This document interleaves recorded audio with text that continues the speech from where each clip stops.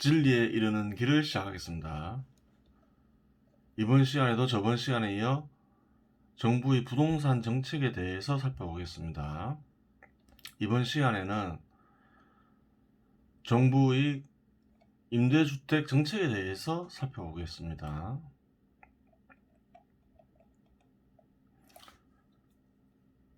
그 전에 국토부에서 발표한 주택시장 안전보완대책에 대해서 살펴보겠습니다.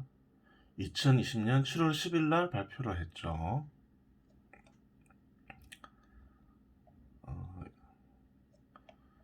다주택자들이 집을 구매하기 어렵게 만들었어요. 한번 볼까요? 취득세 부분인데, 다주택자 법인 등에 대한 취득세율을 인상한다 했어요. 볼게요. 2주택자의 경우에 취득을 하게 되면 8%의 세금을 내게 했죠. 8%의 취득세를 내게 했어요. 그리고 3주택, 4주택 이상, 그래요. 3주택 이상이라 보면 되죠. 그리고 법인은 취득할 경우에 12%의 취득세를 내게 했어요. 세금이 아주 많죠. 서울의 대부분 아파트는 한 10억 정도 하죠, 평균. 그러면 10억짜리 아파트를 구매하면 어떻게 되나요? 2주택자의 경우 8천만 원의 세금을 내야 돼요. 그리고 3주택 이상 법인은 1억 2천만 원의 세금을 내게 해요. 그래요. 그렇죠. 법인은 다주택자에 포함시킬 수 있죠. 그럼 다주택자가 집을 구매하기는 되게 어렵겠죠. 그렇잖아요.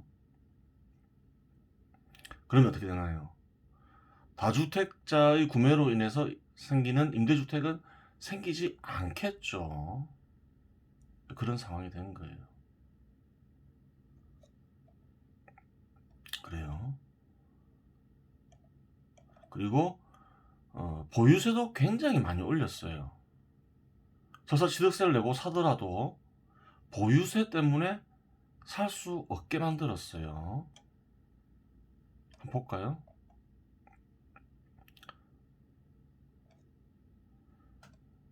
다주택자 대상 종부세 중과세율 인상, 개인 3주택 이상 및 조정 대상 지역 2주택에 대해 과세 표준 구간별로 1.2%에서 6% 세율 적용, 이렇게 적어놨죠. 한번 볼게요. 보통 한 집 두 채 있으면 20억 이상 재산이 되잖아요. 한 23억에서 한 69억까지는 3.6% 세금을 내요. 이 구간별로 세금이 달라요. 그래요. 3주택 이상의 경우에 23억에서 69억 사이에 3.6% 내요. 그래요. 또 69억에서 125억 사이에서는 5% 정도 내요. 123.5억 초과에서는 6% 세금을 내요. 그래요. 서울에서 아파트를 가지고 이제 임대주택 사업을 하려면 꽤 재산이 있겠죠. 대부분 한 4, 50억 되겠죠. 많으면 100억까지도 있겠죠. 그래요.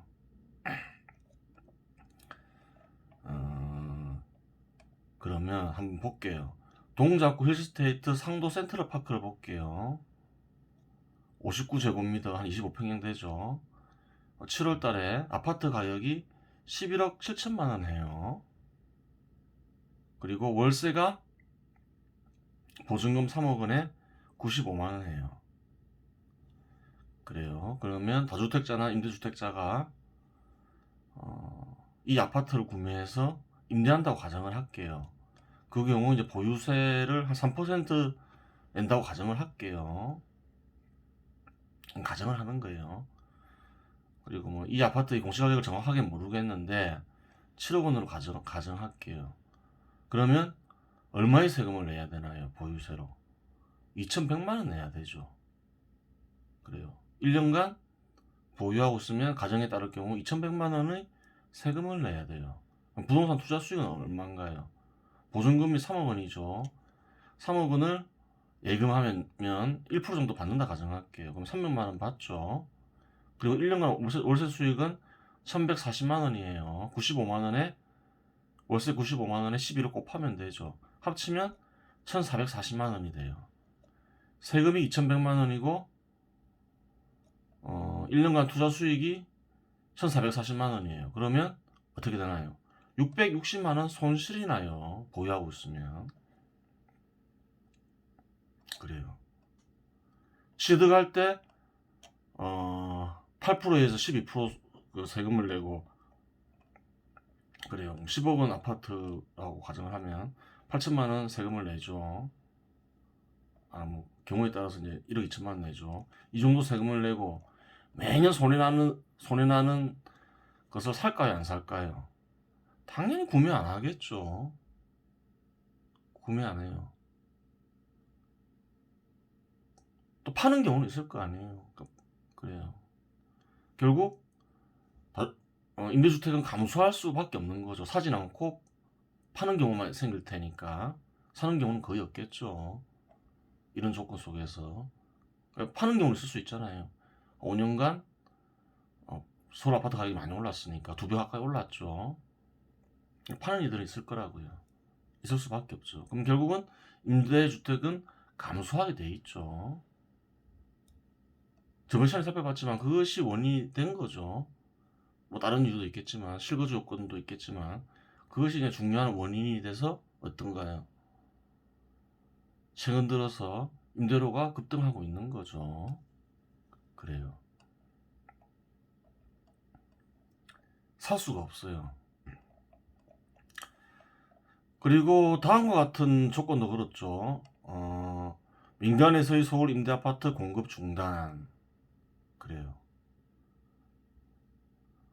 임대사업자를 규제하고 있는 거죠.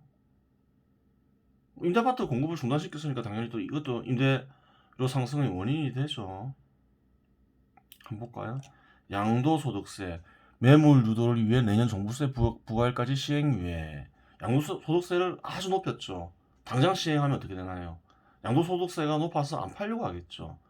그래서 양도소득세를 많이 높였는데 좀 팔게 유도하기 위해서 2021년 6월 1일까지 시행을 유예했어요. 그래요.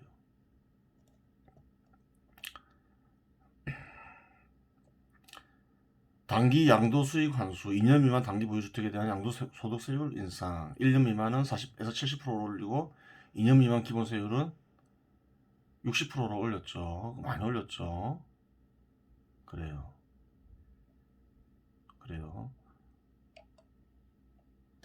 현행은 1년 미만이 40%인데 70%를 올렸죠. 그리고 뭐 그래요. 2년 미만은 40%인데 또 60%로 올렸죠. 그런 거예요. 많이 올린 거죠. 문재인 정부의 의도는 뭔가요? 임대아파트 공급을 하면 임대료 상승은 불가피하죠. 임대료를 중시한 게 아니죠. 그래요. 임대료를 중시한 건 아니에요.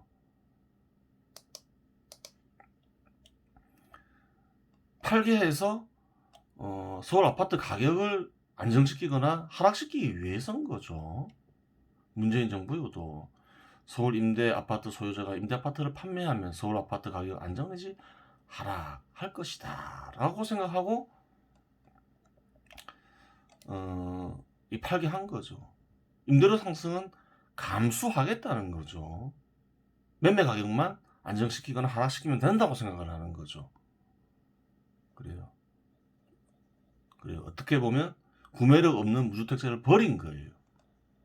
구매력 없는 무주택자를 위해서는 어떤가요? 사실은 임대 아파트를 사게 하는 게 맞는 거죠. 사게 할 수는 없다 하더라도 너무 이렇게 과도하게 규제를 하면 안 되는 거죠. 그렇죠. 너무 과도하게 규제를 한 거죠. 규제를 하려면 그냥 뭐 일정 기간 구매 금지 정도가 맞는 거죠. 그래요. 서울 아파트 가격을 진짜 상승을 멈추려고 하면 어떻게 하면 될까요? 실수요자들을 사실은 어떤가요? 매수 금지시켜야 되는 거죠. 그러면 정지를 하겠죠, 사실은. 올리는 이들이 실수요자니까. 예전에 한번 살펴봤죠. 그래요. 다주택자로 하여금 사기만 하면 어떡할까요? 임대료가 안정이 되죠. 임대료가 안정이 되면 부동산 균형 가격의 법칙에 따라서 가격이 안정이 되겠죠. 그럼 가장 효과 있는 방법은 사실은 다주택자로 하여금 다주택자만 아파트 구매하게 하고 실수요자는 서울 아파트 구매 못하게 하면 되겠죠, 사실은. 근데 그건 안 되잖아요. 그렇잖아요.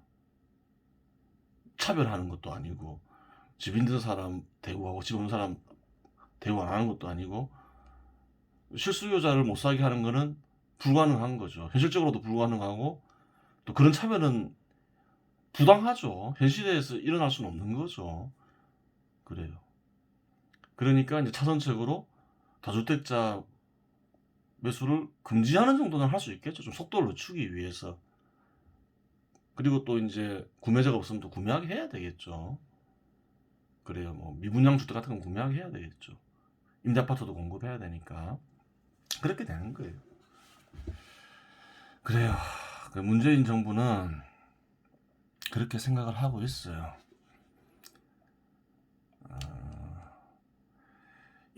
서울 임대아파트 소유자가 임대아파트를 판매하면 서울 아파트 가격을 안정시키거나 뭐 하락시킬 수 있다 생각해요. 하지만 부동산 균형 가격 법칙에 입각하면 어떤가요?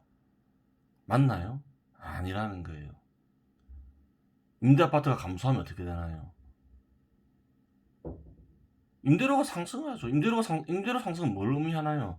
1년간 부동산 투자 수익 증가를 의미하죠. 다른 조건이 동일하다면 부동산 균형 가격은 상승을 하겠죠.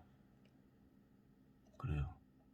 임대아파트 수 감소, 임대료 증가, 부동산 투자 수익 증가, 부동산 균형 가격 상승 이렇게 이어지는 거죠. 다른 조건이 일정할 경우. 그래요.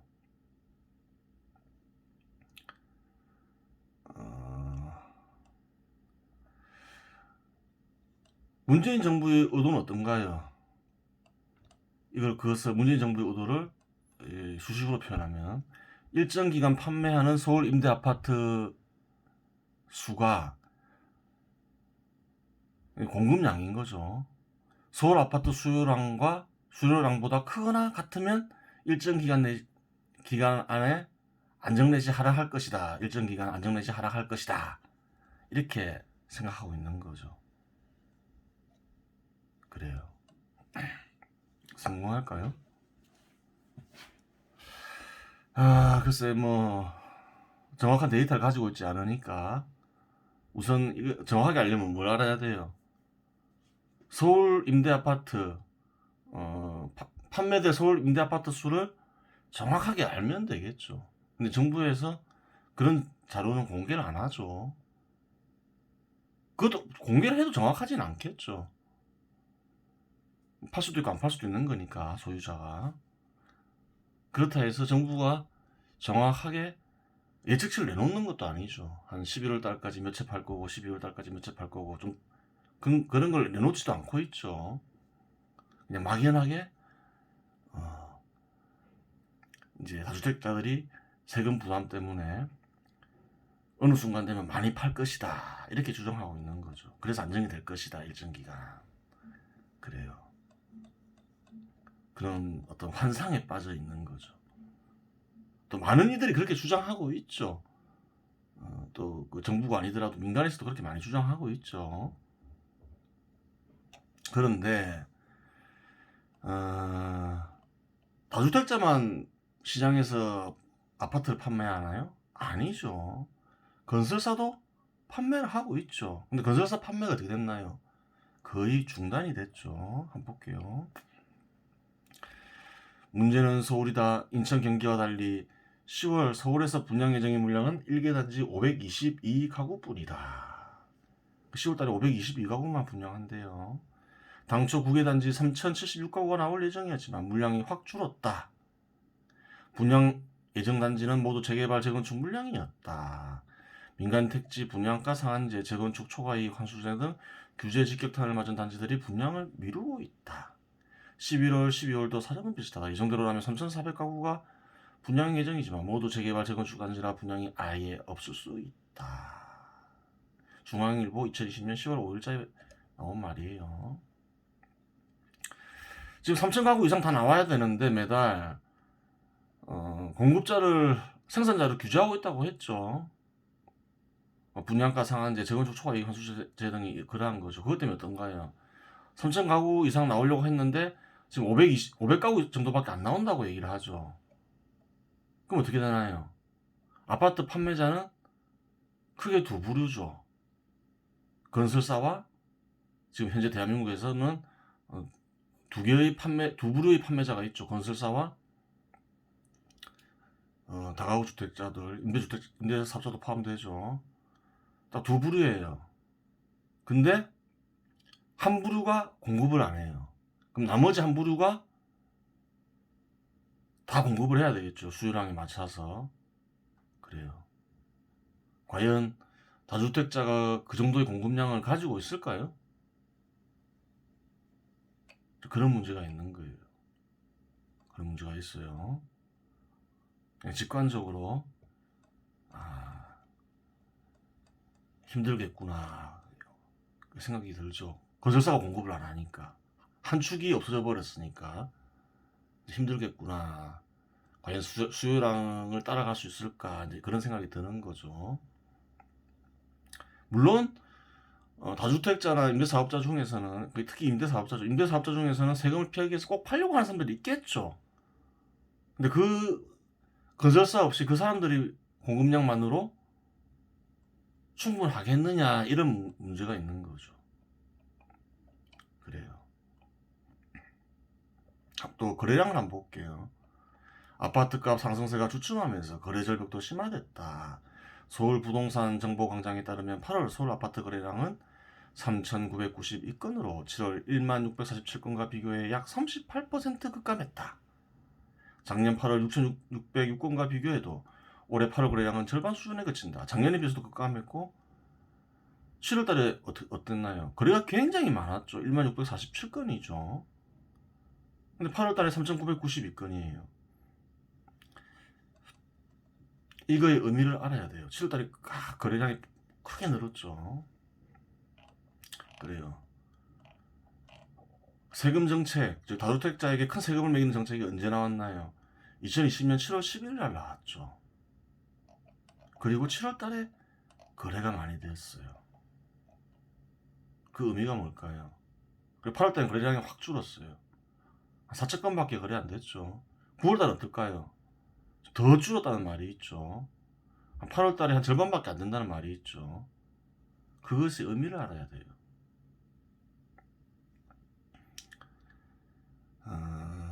잘 보세요. 5년간 한 2배가 올랐어요. 꼭 팔아야 될 사람인 거예요. 딱 그 법을 보니까 이건 불이익이 확실해요. 꼭 팔아야 될 사람이에요.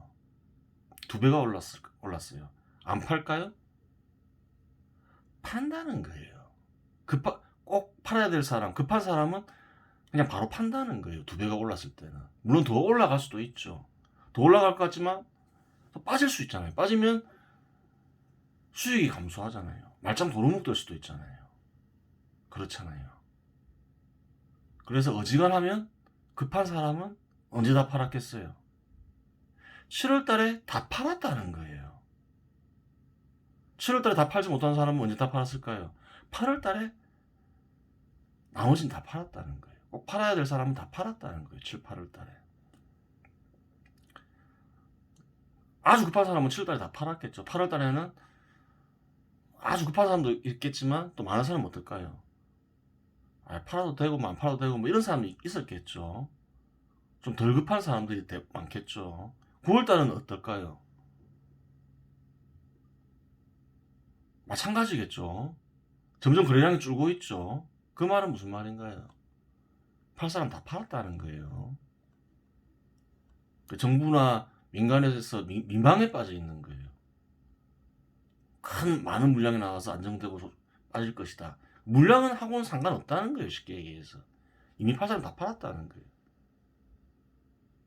그것은 지원에서 하는 얘기가 아니라 객관적인 통계에 나와 있다는 거예요. 7월 달에 16,600건, 8월 달에 3,900건, 한 9월 달에는 한 2,000건 정도 나오겠죠. 그래요. 그렇게 되는 거예요.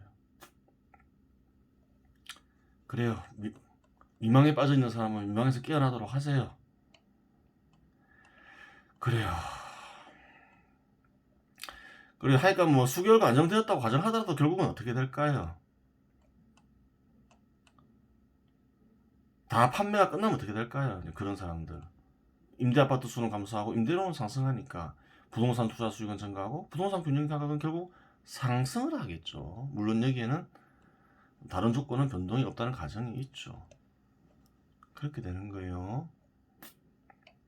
그래요. 그러면 이제 임대주택 정책을 살펴볼게요. 임대주택의 정책의 목표는 뭐가 될까요? 임대료 안정이 되겠죠. 임대료 상승 원인은 뭔가요? 임대주택 수요랑 임대주택 공급량보다 크면 상승하겠죠, 당연히. 아파트 가격이 상승하는 것과 원리가 똑같죠. 시장 원리는 하나밖에 없는 거예요. 배추든 뭐든 다 똑같아요. 식품이든 다 똑같아요. 시장 원리는 뭔가요? 시장 원리 전에 귀해지는 경우가 귀한 것이 있죠. 금이 있어요. 금이 현 시대에도 귀하게 여겨지죠. 그럼 고대에는 귀하지 않았을까요? 고대에도 귀했다는 거예요. 귀한 것과 귀해지는 것은 항상 있다는 거예요. 근데 지금 어떤가요? 옛날에는 자급자족 시대였지만 지금은 시장 속에서 거래를 하면서 살아가죠. 시장에서는 가격으로 표시된다는 거예요. 그리고 옛날에는 귀해지는 경우와 귀한 것이 가격으로 표시 안 됐죠. 그냥 마음으로만 그렇게 생각을 했던 거죠. 근데 시장에서는 그게 아니라는 거예요. 가격으로 표시된다는 거예요. 귀해질 경우 어떻게 되나요? 급등하죠. 귀한 상품 어떤가요? 비싸죠. 그래요. 가격으로 표시되는 거예요. 해결 방법은 뭐라 했죠? 얻기 쉽게 하라 이렇게 얘기했죠. 시장에서는 얻기 어려우면 어떻게 되나요? 귀해지면 얻기 어려워지죠. 그게 가격으로 표시되죠. 귀해지면 급등해버리고 귀해져버리면 비싸져 버리는 거예요. 그것의 해결 방법은 얻기 쉽게 하는 거예요. 그게 답인 거예요. 딴 게 없다는 거예요. 그래요. 공급이 쉽게 하고 수요가 쉽게 하라 했죠. 귀해질 경우에도 공급량을 증가시켜야 되고 귀한 것도 이제 흔한 것으로 만들기 위해서는 공급량을 증가시켜야 되는 거예요. 그래요. 시장이라 해서 다른 거 아니에요. 귀한 것을 흔하게 만드는 것을 그래요.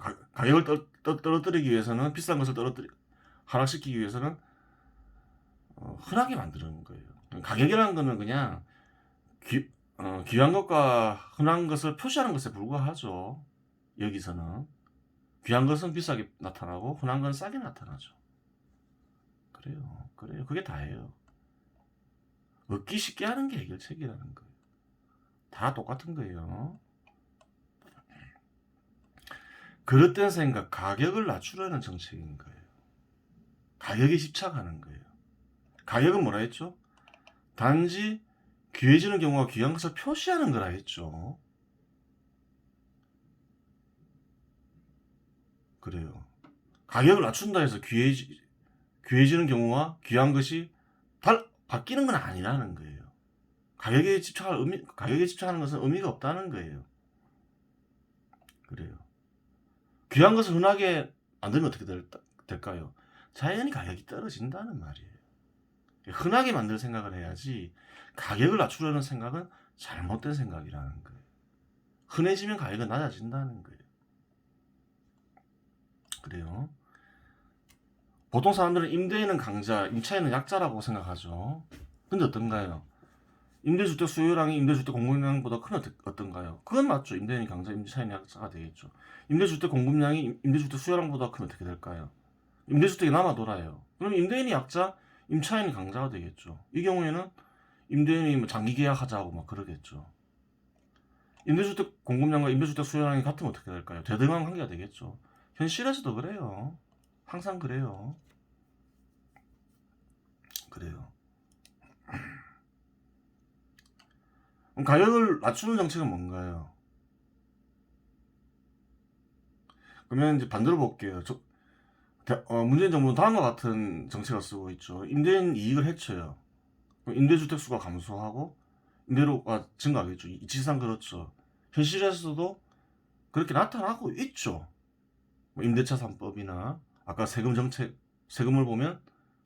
보면 임대인이 이익을 크게 해치고 있죠. 결과적으로 어떻게 이어지나요? 현실에서는 임대주택 수 감소, 임대료 상승으로 이어지죠. 그래요. 그러면 결국 어떻게 되나요? 고착화된 관계가 형성이 되게 돼요. 임대주택 수요량은 항상 임대주택 공급량보다 많게 되죠. 그러면 임대인은 항상 강자가 되고 임차인은 항상 약자가 되는 거예요. 가격을 낮추는 정책은 잘못된 정책이에요. 겉으로는 임차인을 보호한다고 하지만 보호하는 게 아니에요. 그 결과가 그래요. 임대주택 수요랑 임대주택 공급량보다 크게 하는 정책은 결코 임차인을 보호하는 정책이 아니에요. 그걸 알아야 돼요. 그래요. 그럼 바른 정책은 뭔가요? 임대주택 공급량이 임대주택 수요량보다 같거나 크게 만드는 게 좋아요. 조금 큰 게 좋겠죠. 아주 커버리면 어떻게 되나요? 임대인이 지나치게 약자가 되죠. 아무도 임대주택을 안 하려 하겠죠. 그럼 결국은 바뀌게 되는 거예요, 그게. 그래서 임대주택 수요 공급량이 임대주택 수요량보다 조금 많거나 같은 게 좋은 거예요. 그래요.